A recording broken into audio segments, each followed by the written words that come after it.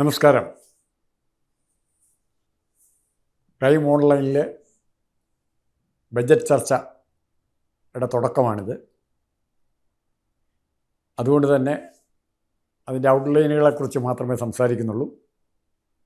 ഇവിടെ തൊട്ട് നമുക്ക് തുടങ്ങാം.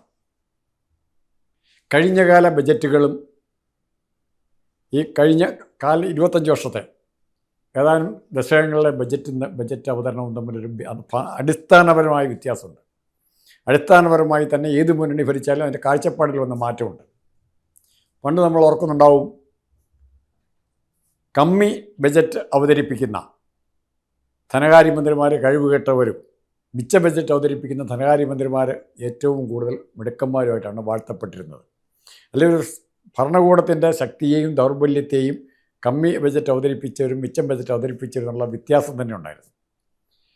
അതിൻ്റെ അവിടെ ആ സ്റ്റേജിൽ നിന്നും മാറി ഇപ്പോൾ നിൽക്കുന്നത് കാണം വിറ്റും ഓണമുണ്ണണം എന്ന് പറയുന്ന ഒന്ന്. രണ്ടാമത്തത് മാനം വിറ്റും പണം നേടിക്കൊണ്ടാൽ എന്ത് സാധിക്കും? ആ മാനം തിരിച്ചു പിടിക്കാൻ പണത്തിന് സാധിക്കും. അപ്പോൾ കടം മേടിക്കുന്ന പ്രത്യയശാസ്ത്രത്തിലേക്കുള്ള നമ്മുടെ ഗ്രാജുവൽ ഷിഫ്റ്റ് കേരളം മാത്രമല്ല ലോകത്ത് തന്നെ അതുണ്ടായിട്ടുണ്ട്. അതിൻ്റെ മൂർധന്യത്തിലാണ് കേരളത്തിൽ എത്തി നിൽക്കുന്നത്. അതിൻ്റെ അപകടം എന്താണ് എന്നുള്ളതിനെക്കുറിച്ച് ആലോചിക്കുന്നത്. ഈ ട്രെയിൽ ഇപ്പോൾ തുടങ്ങിക്കഴിഞ്ഞാൽ കഴിഞ്ഞ 10 വർഷം എന്ന് പറയാൻ പറ്റിയില്ല, 15 വർഷമായിട്ടൊരു കണ്ടിന്യൂറ്റി ഉണ്ടായിരുന്നു. ധനകാര്യ നയങ്ങളിലൊരു കണ്ടിന്യൂറ്റി ഉണ്ടായിരുന്നു. ആ കണ്ടിന്യൂറ്റി എന്ന് പറയുന്നത് കെ.എം. മാണി, തോമസ് ഐസക്, ബാലഗോപാൽ വരെ ഉണ്ടായിരുന്നൊരു കണ്ടിന്യൂറ്റി ഉണ്ട്. ആ കണ്ടിന്യൂറ്റിയുടെ അടിസ്ഥാനം എങ്ങനെ കെ.എം. മാണി, തോമസ് ഐസക് ഒരേ ലൈനിലായിരുന്നു ചോദിച്ചാൽ, ഈ 3 പേരുടെ കാലത്തും ഈ ഭരണത്തെ അല്ലെ ധനകാര്യ മാനേജ്മെൻറ്റിനെ നിയന്ത്രിച്ചിരുന്നത്, അതിൻ്റെ പരമാധികാരി തന്നെ പറയാം, സാക്ഷാൽ ശ്രീ കെ.എം. എബ്രാഹാം ആയിരുന്നു, റിട്ടയർ ചെയ്തിട്ട് പോലും. അപ്പോൾ അങ്ങനെ അദ്ദേഹത്തിൽ കൂടെ കിട്ടിയൊരു കണ്ടിന്യൂറ്റി ആയിരുന്നു നമുക്കുണ്ടായിരുന്നത്. അതുകൊണ്ട് നമ്മൾ എന്ത് നേടി? കടം കൂടി. അപ്പം ആൾക്കാർക്ക് ഇപ്പോൾ ഓണത്തിനൊക്കെ പിള്ളേർക്ക് ഡ്രസ്സ് മേടിച്ച് കൊടുക്കാൻ കാശില്ലെങ്കിൽ, കല്യാണം ആർഭാടത്തോടെ നടത്താൻ കാശില്ലെങ്കിൽ, നമ്മളെല്ലാവരെയും സന്തോഷിപ്പിക്കാൻ വേണ്ടി ചെയ്യുന്ന ഒരു പരിപാടിയാണ് കടം മേടിച്ച് ചെയ്യുക എന്നുള്ളത്. അതേ പോളിസി, ഏറെക്കുറെ അതേ മാനസിക ഭാവത്തോടെ ആണ് ഇന്ന് ധനകാര്യമന്ത്രിമാർ എവിടുന്നെങ്കിലും കടം മേടിച്ച് 2 പാലം പണിയുക, 2 കെട്ടിടം പണിയുക, 2 ആശുപത്രി പണിയുക, അങ്ങനത്തെ രീതിയിലേക്ക് പോകുന്നത്. പക്ഷേ ഇത് സസ്റ്റെയിൻ ചെയ്യാൻ പറ്റുമോ? അതിന് പകരം വികസനത്തിൻ്റെ കാഴ്ചപ്പാട് നേരെ മറിച്ച് നോക്കാൻ പറ്റുമോ? ഇപ്പോൾ ഇന്ന് ഏറ്റവും അടിസ്ഥാനപരമായിട്ട് ഈ ബജറ്റിലെ ചില ചെറിയ പരാമർശങ്ങൾ നോക്കാം. നല്ല കാര്യങ്ങളാണ് ഈ ബജറ്റിലുള്ളത്. സതീശന് അതിൻ്റെ ചില പ്രത്യേകതകളുണ്ട്, അത് വിശദമായിട്ട് പിന്നെ പറയാം. ഇവിടെ റബ്ബറിന് 250 രൂപ സപ്പോർട്ട് പ്രൈസ്, താങ്ങുവില മിനിമം സപ്പോർട്ട് പ്രൈസ് പറഞ്ഞിരിക്കുകയാണ് റബ്ബർ കൃഷിക്കാർക്ക്. തീർച്ചയായിട്ടും 250 രൂപ എന്ന് പറയുമ്പോൾ സാമാന്യഗതിയിൽ അവർക്ക് മാനേജ് ചെയ്ത് പോകാവുന്ന ഒരു റേറ്റാണ്. അതൊരു നല്ല കാര്യമാണ്. പക്ഷേ റബ്ബർ കൃഷിക്കാർക്ക് ഇത് കൊടുക്കുമ്പോൾ ഇവിടെ ലക്ഷക്കണക്കിന് രൂപ കുടിശ്ശിക കിട്ടാനുള്ള നെൽകൃഷിക്കാരുണ്ട്. ഒരു കൃഷി ചെയ്തതിൻ്റെ പേരിലല്ല, കൃഷിക്കുള്ള സബ്സിഡി ആയിട്ടല്ല, ഇവരുടെ നെല്ല് സംഭരിച്ചിട്ട് ആ പൈസ കിട്ടാതെ വന്ന് ഇഷ്ടം പോലെ കർഷകരുണ്ട്. എത്രയോ നാൾ കഴിഞ്ഞിട്ടാണ്, എത്രയോ മാസം കഴിഞ്ഞിട്ടാണ് ഇവർക്ക് പൈസ കിട്ടുന്നത്. അതിൻ്റെ കാരണം എന്താ? അപ്പോൾ റബ്ബറിന് കൊടുക്കുന്ന പ്രാധാന്യം ഒരു വശത്ത്, നെല്ലിന് മനുഷ്യൻ്റെ ഭക്ഷണ സാധനമായ കൃഷിക്ക് കൊടുക്കുന്ന പ്രാധാന്യം മറുവശത്ത്. റബ്ബർ കൃഷിക്കാരൻ മാത്രമാണ് കൃഷിക്കാരൻ എന്നുള്ള രീതിയിലുള്ള നയപരമായ തീരുമാനങ്ങളാണ് കാർഷിക രംഗത്തെക്കുറിച്ച് പറയുമ്പോൾ റബ്ബർ കൃഷി. അതിനപ്പുറത്തേക്ക് പറയാനില്ല. ആ രീതിയിൽ നമ്മുടെ ചിന്തയെ തന്നെ മാറ്റിമറിക്കുന്ന മാറ്റങ്ങളാണ് ധനകാര്യ രംഗത്തുണ്ടായത്. ഇനി ഇവിടെ എന്തുകൊണ്ടാണ് ഈ പ്രശ്നം വരുന്നത്? ഈ നമുക്ക് കിട്ടുന്ന പണം, ധനം, റവന്യൂ വരുമാനമായിട്ട് കിട്ടുന്നതാണേലും ഗ്രാൻഡായിട്ട് കിട്ടുന്നതാണേലും അല്ലെങ്കിൽ ആരെങ്കിലും സംഭാവന ചെയ്യുന്നതാണേലും, നമുക്ക് കിട്ടുന്ന പണം ചിലവഴിക്കുന്നതിന് നമ്മളൊരു പ്രിയോറിറ്റി തീരുമാനിക്കണം. ആ മുൻഗണനാക്രമം തീരുമാനിക്കാതെ വാരി വടിച്ച് എല്ലായിടത്തും ചിലവാക്കാൻ പോവുകയാണ്. ആ ചിലവാക്കൽ ഫലപ്രദമാണോ, രാജ്യത്തിന് സസ്റ്റൈനബിൾ ആണോ എന്നുള്ളതിനെക്കുറിച്ച് ചിന്തയില്ല. ഇവിടെ പ്രിയോറിറ്റി ഫിക്സേഷൻ്റെ കാര്യം പറഞ്ഞപ്പോൾ അതാണ് ഞാൻ പറഞ്ഞത്. ആദ്യം നമ്മൾ ഇമ്പോർട്ടൻസ് കൊടുക്കേണ്ടത് കാർഷിക മേഖലയ്ക്ക് ഇമ്പോർട്ടൻസ് കൊടുക്കണം. കാരണം അത് ഭക്ഷണം തരുന്ന മേഖലയാണ്. വിദ്യാഭ്യാസ മേഖലയ്ക്ക് ഇമ്പോർട്ടൻസ് കൊടുക്കണം. ആരോഗ്യ മേഖല, ഈ 3 മേഖലയിലുള്ള ബാധ്യതകൾ തീർത്ത്, അല്ലെ ഈ 3 മേഖലകളിലും നല്ല രീതിയിലുള്ള പ്രവർത്തനം തുടങ്ങിയിട്ടെങ്കിലും വേണം മറ്റ് മേഖലകളിലേക്ക് ഫണ്ട് ഡൈവേർട്ട് ചെയ്യാൻ. പക്ഷെ നമ്മൾ ദൗർഭാഗ്യവശാൽ നമ്മൾ 1 രൂപ കൊണ്ട് എല്ലാ കാര്യങ്ങളും നടത്താൻ നോക്കുകയാണ്. സതീശൻ പോക്കറ്റിട്ട് 50,000 രൂപ പോക്കറ്റിട്ടുണ്ടല്ലോ നടത്തുന്നത്. 50,000 രൂപ കയ്യിലുള്ള 50,000 രൂപ കൊണ്ട് ലോകത്തുള്ള മുഴുവൻ കാര്യങ്ങളും നടത്താൻ പോവാണ് സതീശൻ. അത് തന്നെയാണ് ഈ ബഡ്ജറ്റിൻ്റെ ഏറ്റവും വലിയ തകരാറ്. ഈ ബജറ്റിൻ്റെ ഏറ്റവും വലിയ മെച്ചം എന്ന് നമ്മളൊക്കെ പറയുന്നത് കാര്യമായി എന്തെങ്കിലും ഉണ്ടാവുമോ ഇത് വിലയിരുത്തേണ്ട സമയം 6 മാസം 1 വർഷം കഴിഞ്ഞ് പറയേണ്ട കാര്യങ്ങളാണ്.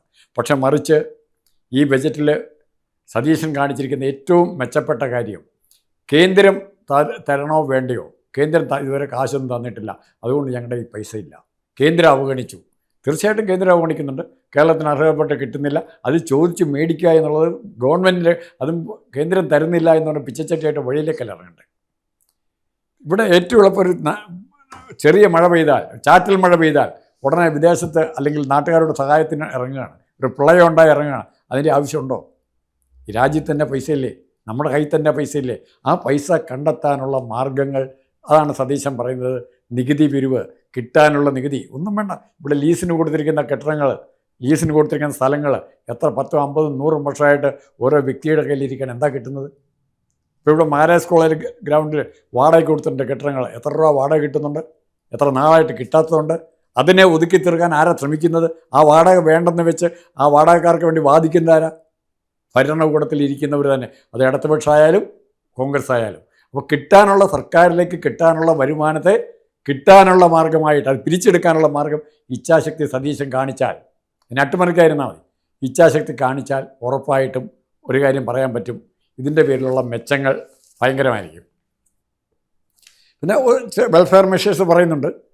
ഇവിടെ സതീശൻ പിന്തുടരുന്ന എക്കണോമിക്സിൻ്റെ ബാലപാഠം ഞാൻ മനസ്സിലാക്കുന്നത് ജോൺ എഫ് കെന്നഡിയുടെ, അമേരിക്കൻ പ്രസിഡൻ്റായിരുന്ന John F Kennedy capitalist line complete അതേപടി ഡിറ്റോ ഫോളോ ചെയ്യുന്ന ആളായിരുന്നു.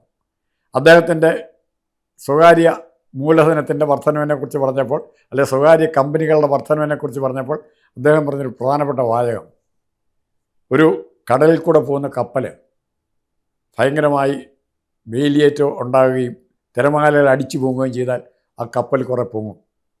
അതുപോലെ സാമ്പത്തിക രംഗത്ത് തുടർച്ചയായി ചലനങ്ങൾ ഉണ്ടാക്കിക്കൊണ്ടിരുന്നാൽ ആ രാജ്യത്തിൻ്റെ സാമ്പത്തിക അഭിവൃദ്ധി ഉണ്ടാകും.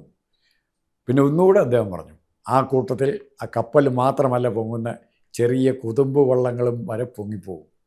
അതായത് അദ്ദേഹം പറഞ്ഞു വെച്ചത്, ഇവിടുത്തെ സമ്പന്നരുടെ കയ്യിൽ മാത്രം പൈസ എത്തിക്കഴിഞ്ഞാൽ അത് കുറേ പേരാണെങ്കിൽ കൂടി ആ പൈസ വീതം വെച്ച് താഴെത്തട്ടിലുള്ള ജനങ്ങളുടെ കയ്യിലേക്ക് എത്തും. ആ പോളിസിയാണ് മോഡിയും പിന്തുടരുന്നത്, ആ പോളിസിയാണ് സതീശനും പിന്തുടരുന്നത്, ആ പോളിസിയാണ്.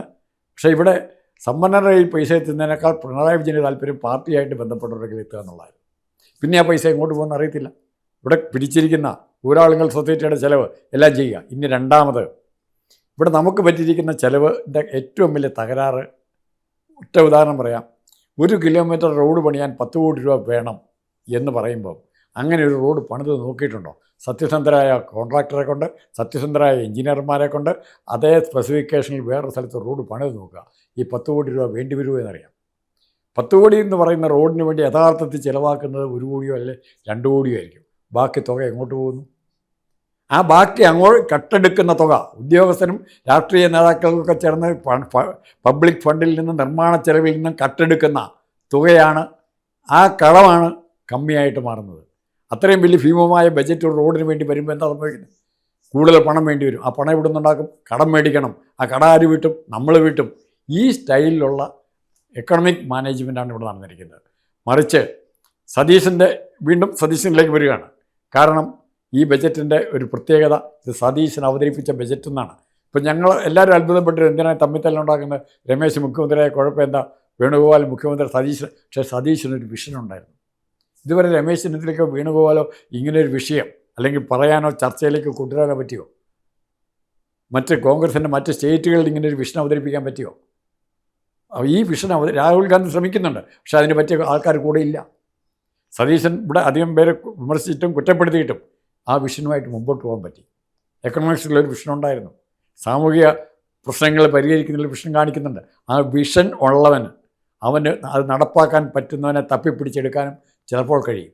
സതീശനോടൊപ്പം സതീശൻ തന്നെയാണ് ഈ ബജറ്റ് പേപ്പർ തയ്യാറാക്കി നമ്മൾ പറയുകയില്ല. CP ജോൺ മോശമാണോ? CP ജോൺ ഉണ്ട് ഇവിടെ. CP ജോണിന് സാധിച്ചെങ്കിൽ, ഇപ്പം മൂട്ടിൽ മരം മുറിക്കാരൻ്റെ കയ്യിൽ തടി വെട്ടി വിട്ട കാശുണ്ടെങ്കിൽ ആ കാശ് തിരിച്ചു പിടിക്കാനുള്ള കഴിവ് ആർക്ക് വേണം? അതിന് പറ്റുന്ന ഒരു ഗവൺമെൻറ് ഉണ്ടാക്കുക, ആ ഗവൺമെൻറ് ജനങ്ങൾ പിന്തുണ നൽകുക. എങ്കിൽ മാത്രമേ കേരളത്തിന് സതീശൻ്റെ ആ ദർശനമനുസരിച്ചുള്ള കാഴ്ചപ്പാടും വീക്ഷണമനുസരിച്ചുള്ള വികസനം ഉണ്ടാവുകയുള്ളൂ. അതിന് ആദ്യം സൂക്ഷിക്കേണ്ടത്, ആദ്യം മുന്നറിയിപ്പ് തരുന്നത്, അതിനെ പരാജയപ്പെടുത്താനുള്ള ശ്രമങ്ങൾ അകത്തുനിന്നുണ്ടാകും. ഈ തവണത്തെ ബഡ്ജറ്റിൽ തന്നെ ഒരു ചെറിയ കാര്യം പറയാം, പരിഹസിച്ച് പറയല്ല. പറവൂര്, വടക്കൻ പറവൂര് സതീശൻ്റെ നിയോജകമണ്ഡലത്തിന് വേണ്ടി പ്രത്യേകിച്ച് നീക്കിയിരിപ്പൊന്നുമില്ല, വലിയ പദ്ധതികൾ പ്രഖ്യാപിച്ചിട്ടില്ല. മറ്റതങ്ങനെയല്ല, ധനകാര്യമന്ത്രിമാരുടെ ഇപ്പോൾ കൊട്ടാരക്കരയാണെങ്കിലും പാലായിലാണെങ്കിലും ഇതിന് ഉമ്മൻചാണ്ടിയുടെ പുതുപ്പള്ളിയാണെങ്കിൽ പോലും ധനകാര്യമന്ത്രിമാരെ അവരവരുടെ നിയോജകമണ്ഡലത്തിന് വാരിക്കൂറി കൊടുക്കാറുണ്ട്. പാലായുടെ മാണിന്ന് പറയാനുള്ള കാരണവും അത് തന്നെയാണ്. പക്ഷേ സതീശൻ അങ്ങനെ പറയിപ്പിച്ചിട്ടില്ല. പറവൂരിൻ്റെ ബഡ്ജറ്റ്, പറവൂരിന് വേണ്ടിയുള്ള ബഡ്ജറ്റ് എന്നുള്ള ധാരണ നമ്മളിൽ ഉണ്ടായിട്ടില്ല. അത് സതീശൻ്റെ ഏറ്റവും പോസിറ്റീവ് ക്രെഡിറ്റ്. ഇനി രണ്ടാമത്തെ കാര്യം, ഹരിപ്പാട് മെഡിക്കൽ കോളേജ് നല്ല കാര്യമാണ്. ഒരു മെഡിക്കൽ കോളേജ് എവിടെ വന്നാലും നല്ല കാര്യമാണ്. ഇപ്പോൾ ഹരിപ്പാടായിരുന്നു ഏറ്റവും അത്യാവശ്യം മെഡിക്കൽ കോളേജ് വേണ്ടതേ എന്ന് ആലോചിക്കണം. ഇവിടെ ആലപ്പുഴ മെഡിക്കൽ കോളേജുണ്ട്, ഇങ്ങോട്ട് മാറി കോട്ടയമുണ്ട്, അല്ലെങ്കിൽ അങ്ങോട്ട് തിരുവനന്തപുരമുണ്ട്, വലിയ ഹോസ്പിറ്റലുകൾ കൊല്ലത്തുണ്ട്. അപ്പോൾ തീർച്ചയായിട്ടും ഹരിപ്പാടിനേക്കാൾ ആവശ്യമുള്ള മറ്റ് സ്ഥലങ്ങളുണ്ടായിരുന്നു, മറ്റ് പ്രദേശങ്ങളുണ്ടായിരുന്നു.